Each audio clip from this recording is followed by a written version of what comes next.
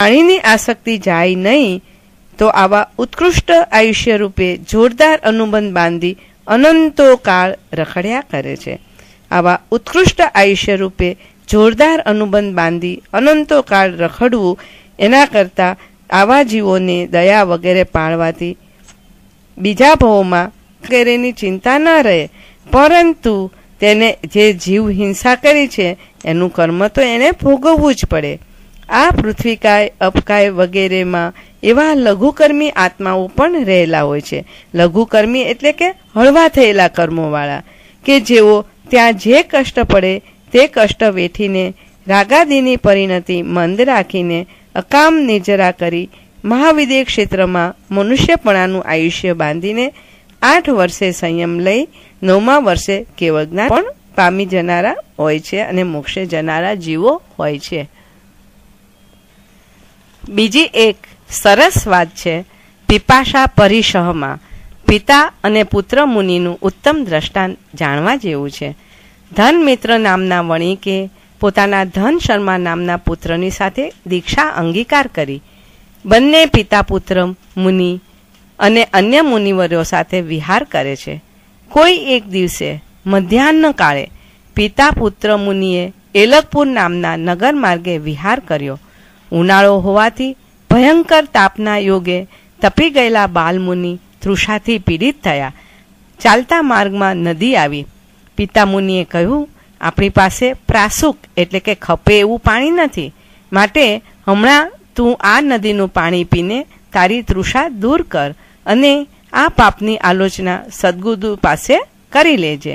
અને પિતા મુનિ થોડા આગળ ચાલ્યા અને તૃષાથી અતિશય પીડાતા બાલમુનિ અંજલિમાં એટલે કે હથેળીમાં પાણી લઈ મુખ સુધી લાવે છે અને અટકી જાય છે.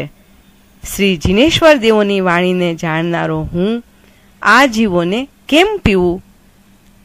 કોઈ જ દક્ષ આત્મા એવો ન જ હોય કે જે પોતાના નાશવંત પ્રાણોની રક્ષા માટે પરના પ્રાણોનો નાશ કરે. પાણી પાછું નદીમાં મૂકી દીધું અને બાલમુનિ નદીના કાંઠા પર જ આવ્યા અને પડી ગયા. ધર્મમાં સ્થિર રહીને પંચ નમસ્કાર મંત્રના સ્મરણ પૂર્વક કાળ ધર્મ પામીને દેવલોકમાં દેવ થયા. ત્યાં અવધિ જ્ઞાનથી પૂર્વભવ જાણીને ખોટી સલાહ આપનાર બાલમુનિ હિત શિક્ષા આપવાનું નક્કી કરે છે અને દેવ રૂપે પ્રગટ થાય છે. પિતા મુનિને છોડીને અન્ય સઘળા મુનિવરોને નમસ્કાર કરે છે. આથી મુનિઓએ કહ્યું કે આ મુનિને તું કેમ નમતો નથી? ત્યારે દેવ કહે છે કે જે કારણથી તે સમયે મને સચિત પાણી પીવાની સલાહ આપી તે કારણથી પિતા એવા આ સાધુને હું નમ્યો નથી. આ દેહની ચિંતા કરી પણ મારા આત્માની ચિંતા ન કરી, માટે હું તેમને નમ્યો નથી. આમ હિત શિક્ષા પિતા મુનિને આપી અને તે દેવ ચાલી ગયો. આ જીવોને કેટલી વેદના હોય છે! તો જે પાણીના જીવો છે, અપકાય જીવો, તેઓ સૂર્યના કિરણોથી તપે છે, ધૂળ દ્વારા શોષાઈ જાય છે. ખારા પાણી સાથે મીઠું પાણી મળે ત્યારે બંને પ્રકારના જીવો નાશ પામે છે. રસોઈ વખતે પણ પાણીના પુષ્કળ જીવો પકાવાય છે. તરસ્યા લોકો દ્વારા પાણીના જીવો પીવાય છે અને આ અપકાય જીવોને પુષ્કળ વેદના સહન કરવી પડે છે. હવે આપણે વાત કરીએ તેવુકાય જીવોની. તેવુકાય જીવો એટલે કે અગ્નિકાય જીવો. અગ્નિ છે શરીર જે જીવોનું, તે તેવુકાય જીવો કહેવાય.